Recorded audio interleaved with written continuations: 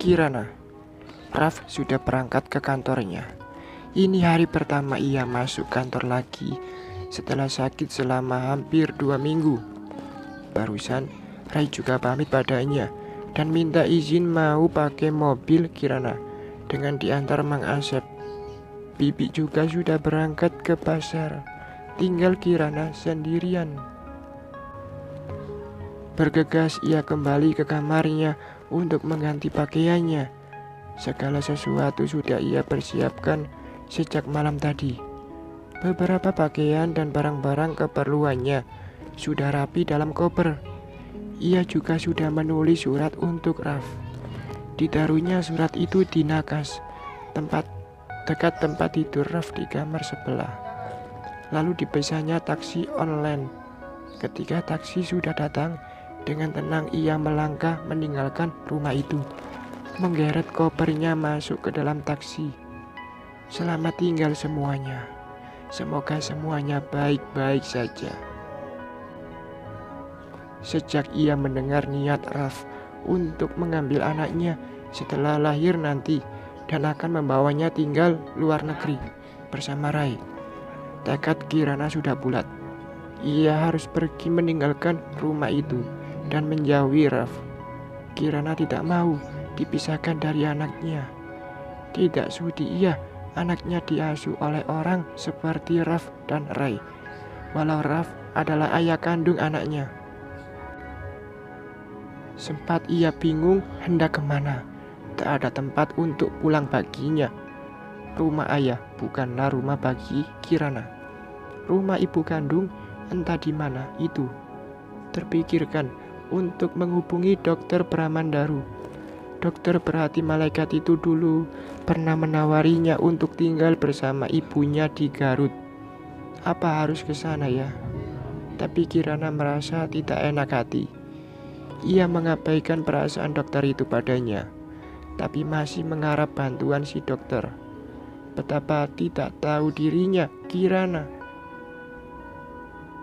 Setelah browsing beberapa tempat, akhirnya ia putuskan untuk tinggal sendiri lagi. Ia memilih sebuah rumah kos di Bekasi. Ia tidak mau menginap di hotel sebab akan mudah dilacak. Maka ia mencari tempat kos-kosan di situs online di wilayah Bekasi. Mungkin untuk sementara waktu ia akan tinggal di tempat kos dulu. Nanti ia akan mencari rumah untuk tempat tinggalnya. Beberapa hari yang lalu ia sempat melihat saldo rekening Raf ketika ia mengambil uang di ATM. Kirana tidak tahu apakah jumlah tersebut akan cukup untuk membeli rumah tipe 36 yang sederhana di pinggiran kota.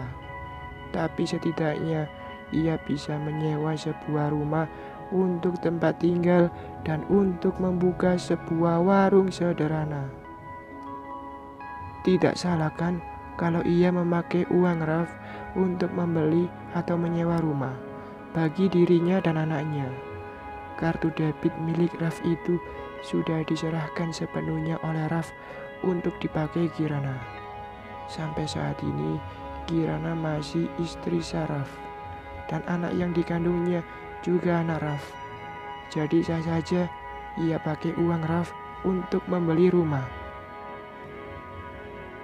Sedang untuk kehidupannya sampai bayinya lahir dan sampai ia bekerja, Kirana masih punya tabungan dari uang gajinya dulu, walau harus sangat berhemat, dan uang yang pernah ditransfer Arka untuknya ketika ia masih di Karawang dulu bisa dipakainya untuk modal buka warung kecil-kecil nantinya.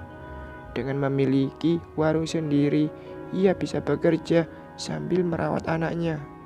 Biarlah hasilnya kecil pun tak apa. Itulah rencana yang sudah disusun oleh Kirana semalaman. Taksi memasuki sebuah rumah bertingkat, khas model rumah kos-kosan sesuai aplikasi. Pekarangannya luas dan rimbun oleh naungan pohon rambutan dan pohon mangga. Sopir taksi membantu menurunkan barang-barang milik Kirana, lalu segera pergi setelah mendapat bayaran. Kirana masih berdiri di dekat gerbang rumah itu. Terlihat sepi. Mungkin penghuni sudah pada keluar untuk beraktivitas. Lingkungan itu memang lingkungan industri. Banyak terdapat pabrik dan perusahaan di sekitar lokasi itu, sehingga banyak juga rumah kos di sana. Sebuah mobil terlihat memasuki pekarangan rumah tersebut. Seorang wanita cantik dan modis turun dari mobil tersebut. Ia mendekati Kirana, mungkin mau bertanya sesuatu.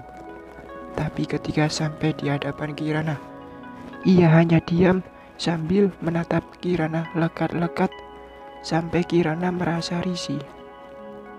"Maaf, ibu membutuhkan sesuatu atau mencari seseorang?"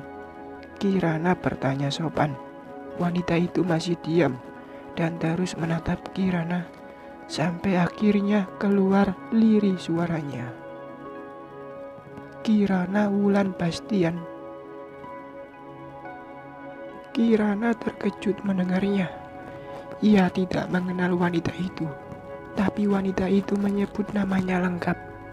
Selama ini hanya Arka yang suka memanggilnya dengan nama lengkap, yaitu saat absensi di ruang kelas semasa kuliah dulu, atau saat ia sedang kesal pada Kirana.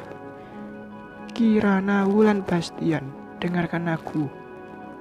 Kirana Wulan Bastian, jangan membantah." Rindu ini. Sedang dosen lain atau siapapun itu hanya menyebut nama Kirana saja. "Kamu kenal Seruni Wulandari?" Wanita itu bertanya, masih lirih suaranya. Kirana makin heran. "Saya pernah mendengar nama itu, tapi tidak pernah mengenalnya." "Aku Seruni Wulandari, pernah menikah dengan Bastian dan punya seorang putri bernama Kirana Wulan Bastian. Aku meninggalkan mereka ketika putriku itu berumur sekitar 3 tahunan. Suara wanita itu serak, bercampur tangis yang sudah mendesak. Kirana terpana menatapnya. Sungguh ia tidak percaya. Tak ada angin, tak ada hujan. Bukan mimpi pula. Tiba-tiba wanita ini muncul mengaku sebagai ibu kandungnya. Bagaimana ia bisa percaya? "Aku ibumu, nak. Tadi aku ke rumahmu. Arini yang memberikan alamatmu padaku. Tapi ketika aku sampai di depan rumahmu, aku melihat kamu masuk taksi dengan membawa barang-barangmu itu. Maka aku ikuti sampai ke sini.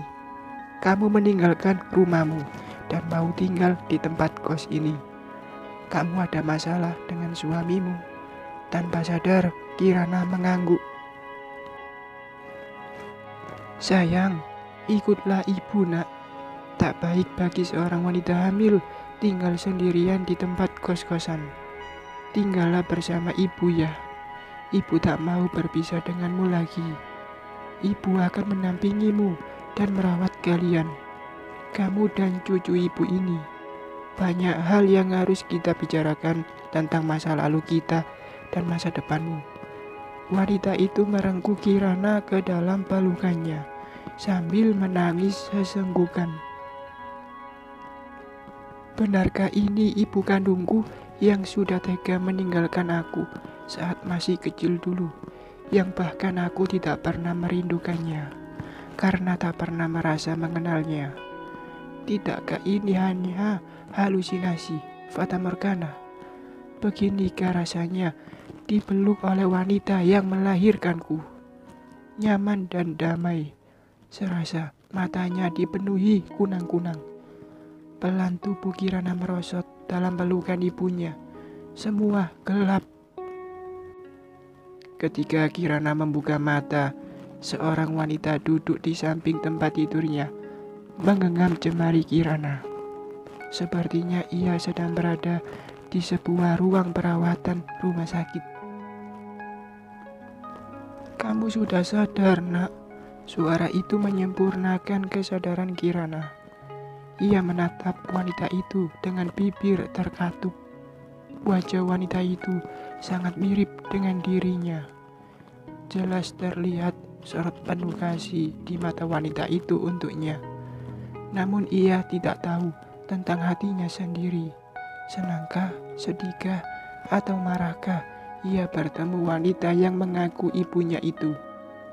Begitu panjang catatan derita hidupnya. Mungkin akibat wanita itu meninggalkannya sejak ia masih kecil sampai saat ini. Saat ia hamil dan harus meninggalkan rumah suaminya. Seorang dokter dan seorang perawat datang untuk memeriksa Kirana. Ia memberi senyum hangatnya. Kondisinya bagus, tekanan darah agak rendah. Nanti dibantu dengan vitamin ya. Bayinya aktif dan sehat, posisinya pun normal. Tapi tolong dijaga, jangan sampai mengalami hal-hal yang membuat dia kaget dan shock lagi ya. Usahakan kesehatan fisik dan jiwanya stabil sampai saat melahirkan nanti. Sekarang sudah boleh pulang. Kirana tidak membantah ketika ibunya membawa dirinya ke sebuah rumah mewah. Ini rumah kakek Muna. Mereka pindah dari Padang ke Jakarta ini karena malu akibat ibu kawin lari dengan ayahmu, pemuda miskin yang mereka anggap tidak setara dengan mereka. Tapi kini kakek dan nenek memilih pulang ke Bukit Tinggi, menghabiskan masa tuanya di kampung halaman mereka. Rumah ini kosong, hanya ditempati oleh Mak Rama dan suaminya Pak Bidin itu yang tadi menyetir mobil.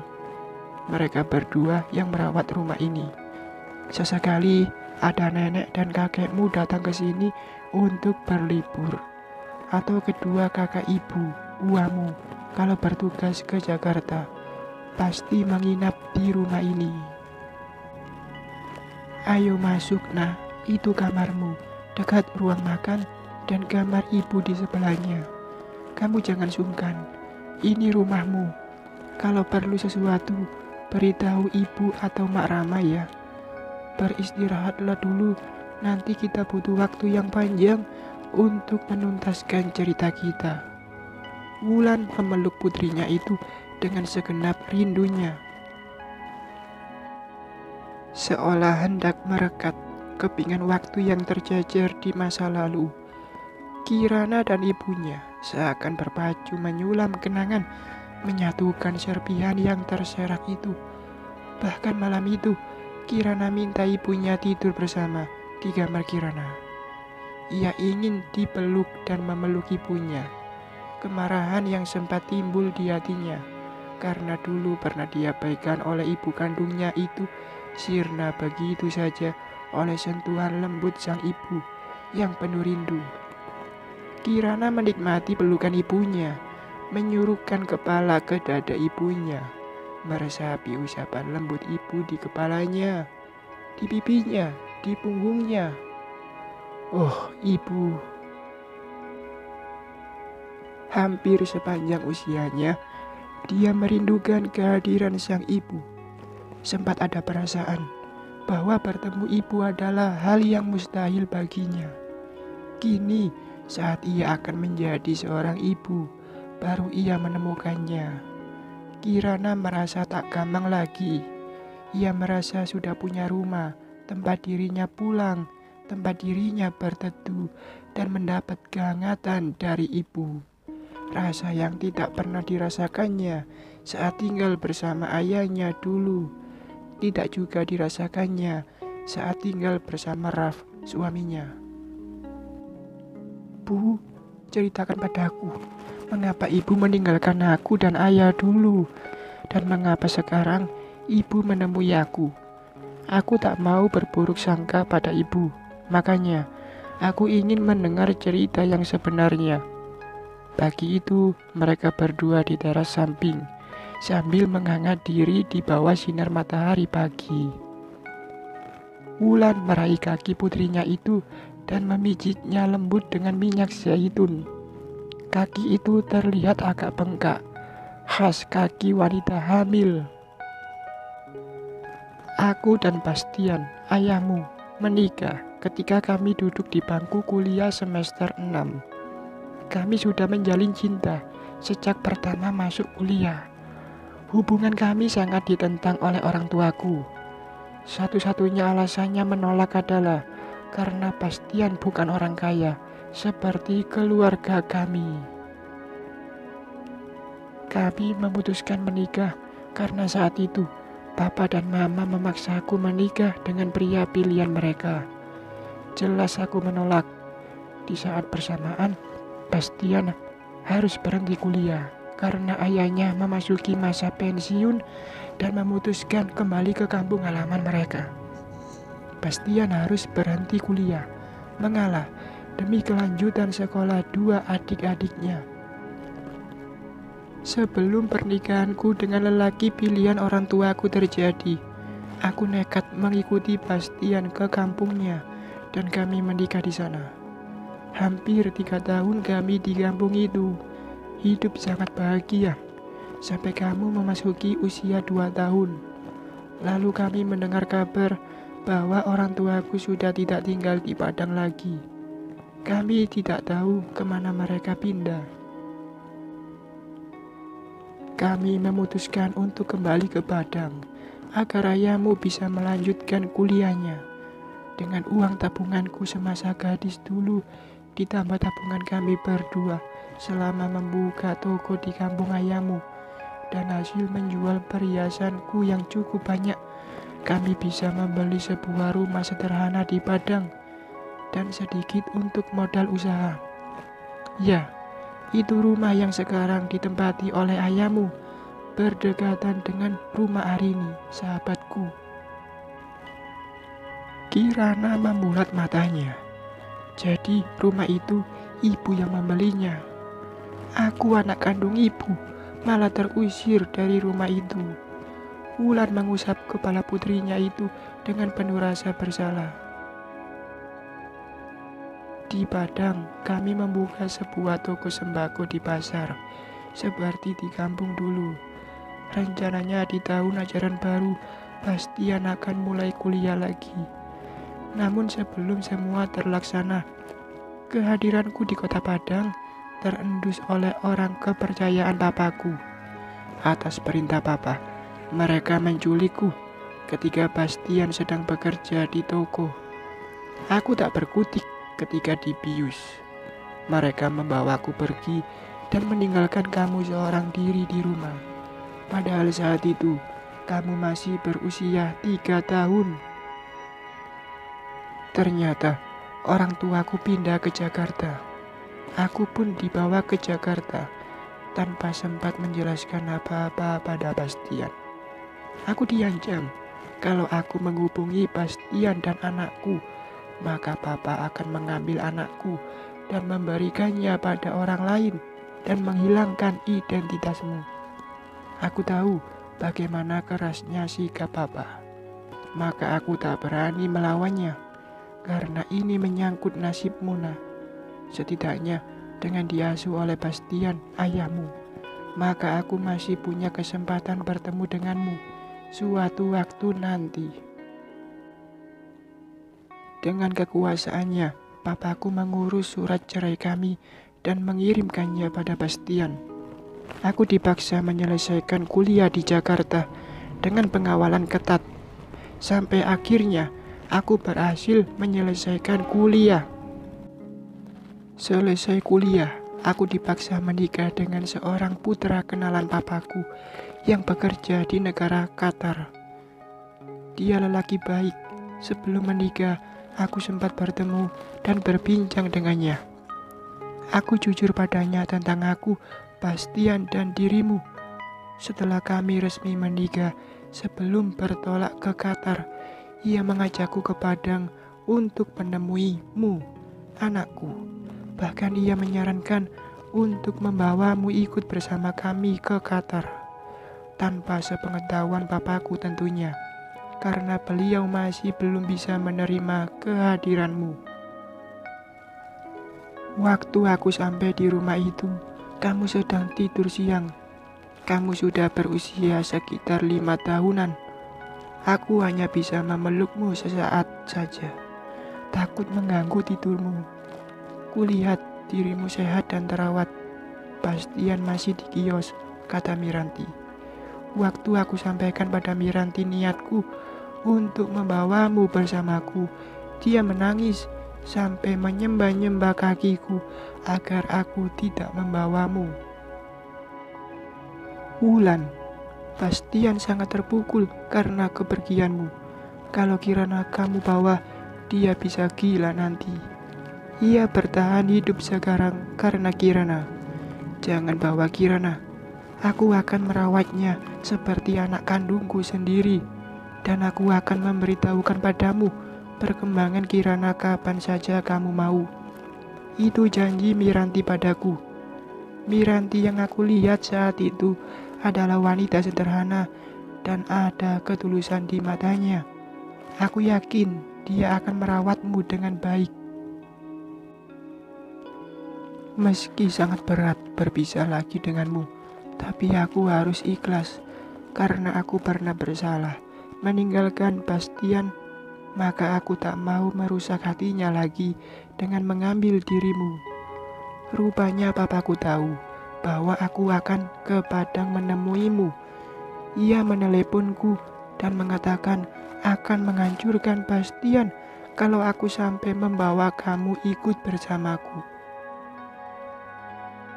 Demi keamananmu dan Bastian, aku mengalah dan meninggalkanmu. Tapi setiap bulan aku mengirimi Miranti uang belasan sampai puluhan juta untuk biayamu. Sengaja aku tidak memberitahukan Bastian, takut ia tersinggung. Aku tahu keuangan Bastian tak begitu baik, tapi aku tak ingin kamu hidup sengsara. Aku tidak saja mengirim uang, bahkan pakaian dan sepatu juga.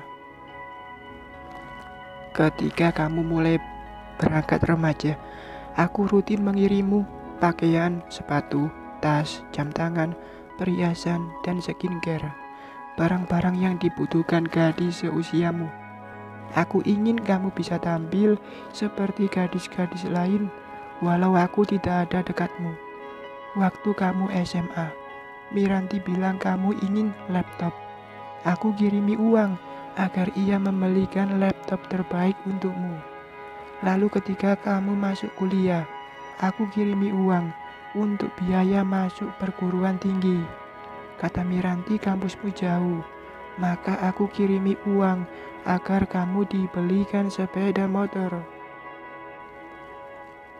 Kirana terperangah mendengarnya. Benarkah? Bu, aku tidak pernah tahu tentang semua kiriman ibu. Aku justru harus bekerja keras mengerjakan semua pekerjaan rumah karena kata Bu Miranti, aku harus tahu diri dan berterima kasih sebab sudah dirawat olehnya. Setiap hari aku harus melayani ayah, Bu Miranti, dan kedua adik tiriku yang super manja, Pak Sultan, yang segala sesuatunya minta dilayaninya. Bahkan aku tak diizinkan melanjutkan sekolah ke SMA karena tidak ada biaya. Tapi karena aku ingin sekolah, maka aku bekerja di toko Bu Arini. Bu Arini sangat baik. Ia mengizinkan aku bekerja setelah pulang sekolah. Makan siang dan makan malam selalu di rumah Bu Arini. Sejak aku bekerja di tokonya, mana ada toko lain mau menerima pegawai nyambi sekolah begitu. Kirana menyeka sudut matanya.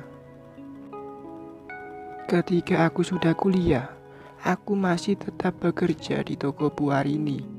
Aku berhenti bekerja di sana ketika aku diusir dari rumah oleh Bu Miranti karena tidak mau menikah dengan duda pilihannya. Aku memutuskan tinggal di tempat kos dan bekerja di sebuah kafe dekat kampus.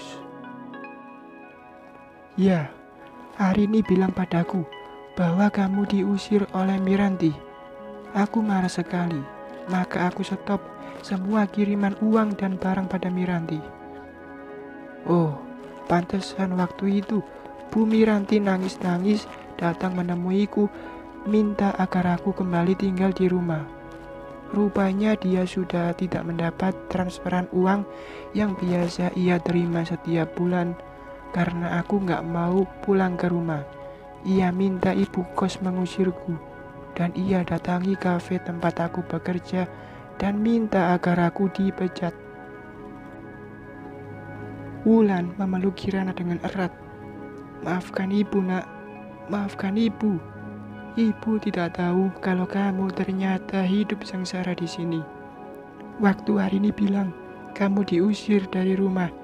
Ibu sudah mau terbang ke sini menjemputmu, tapi ibu tak bisa.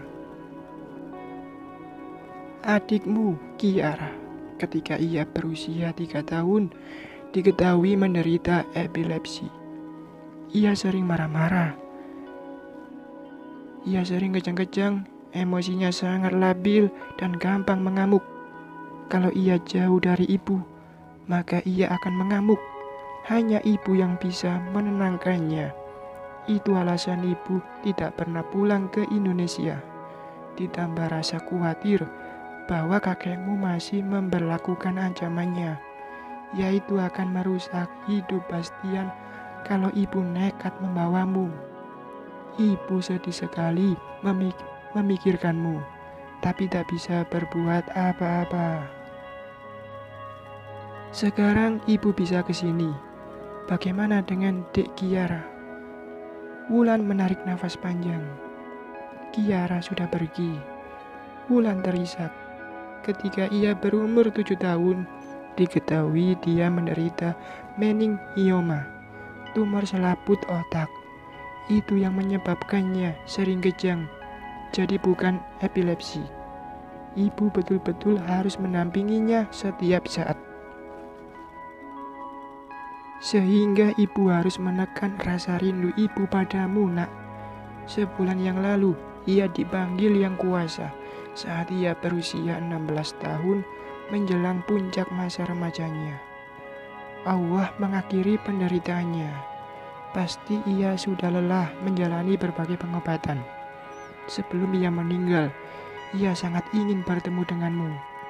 Ibu sering bercerita tentang dirimu pada Kiara maupun pada Sakara, adiknya. Sayang belum kesampaian, ia sudah pergi. Bu Arini sering mengirimi fotomu pada kami. Kirana mengusap lembut tangan ibunya. Setelah kepergian Kiara, Abi, ayah Kiara, ayah sambungmu, menyuruh ibu segera pulang ke Indonesia untuk menemuimu. Ternyata kedatangan ibu tepat saat kamu ada masalah dengan suamimu. Sekarang ceritakan pada ibu tentang dirimu, suamimu, rumah tanggamu, nak. Jadi itulah alasanku mengapa aku ingin berpisah dengan suamiku. Aku tak mau Raf mengambil anakku. Dia akan hidup bersama Rai di luar negeri. Aku khawatir anakku akan mengikuti cara hidup mereka. Bahkan untuk sementara waktu ini, aku tidak mau bertemu keluarga mereka dulu, Bu. Aku ingin tenang melahirkan dan merawat anakku.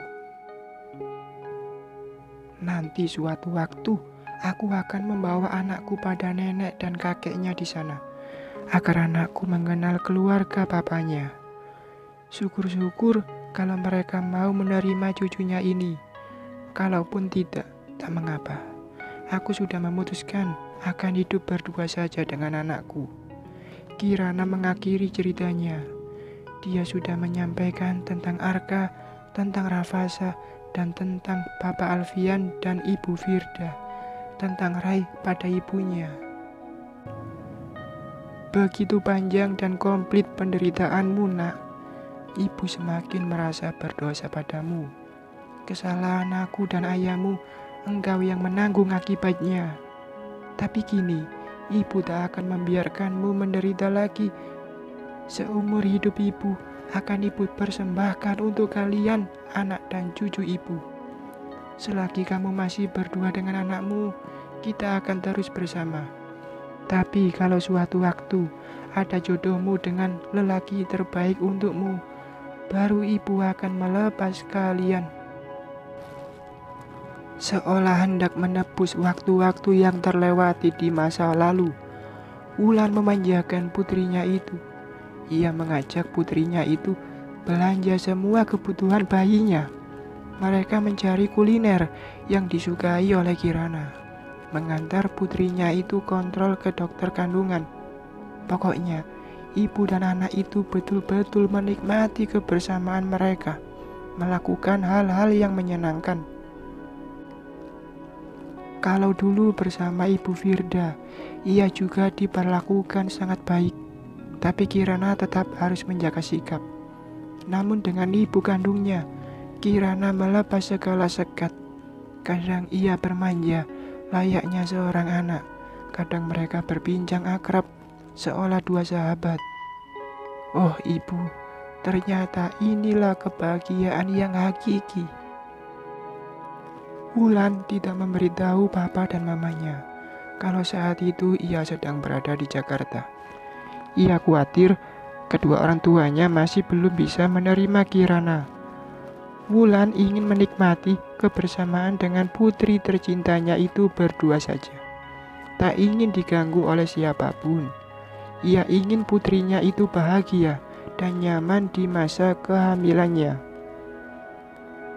Ia juga minta izin suaminya untuk stay di Jakarta sampai Kirana melahirkan dan menyelesaikan persoalannya dengan Raf. Rencananya setelah Kirana melahirkan, Wulan akan mengajak putri dan cucunya tinggal bersamanya di Qatar. Wulan bersyukur punya suami sebaik Afandi. Pria itu sangat mencintai Wulan dan sangat mengerti akan perasaan istrinya itu dengan segala lika-liku kisah hidupnya.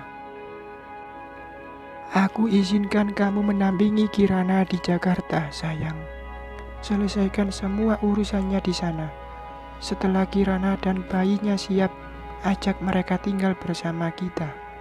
Kita baru saja kehilangan Kiara, tapi Allah sangat baik menggantinya dengan menghadirkan Kirana dan putranya pada kita. Kamu jangan risaukan Sakara. Kami dua lelaki tangguh yang harus berani mencoba hidup jauh dari Wonder Woman kami. Walau ditinggal berdua saja, itu sangatlah tak enak. Tapi kami sabar menunggu kalian datang meramaikan rumah ini. Salam kami untuk Kirana. Kami menunggu hadirnya di rumah kita. Kirana sangat terharu mendengar kata-kata ayah sambungnya itu. Luka yang berkali-kali menoreh hatinya di masa lalu, kini bak dapat obat penawarnya. Sayang, ia tak sempat bertemu dengan Kiara, adiknya, yang kini telah berada di surga. Tapi syukurnya, masih ada Saka, adiknya. Kirana berharap dapat menjalin hubungan baik dengan Sakara, remaja 14 tahun itu.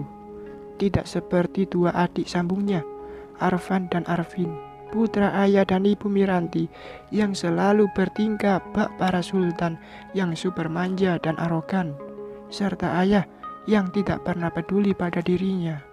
Semoga bersama keluarga baru ibunya, ia bisa merasakan kasih sayang sebuah keluarga seutuhnya.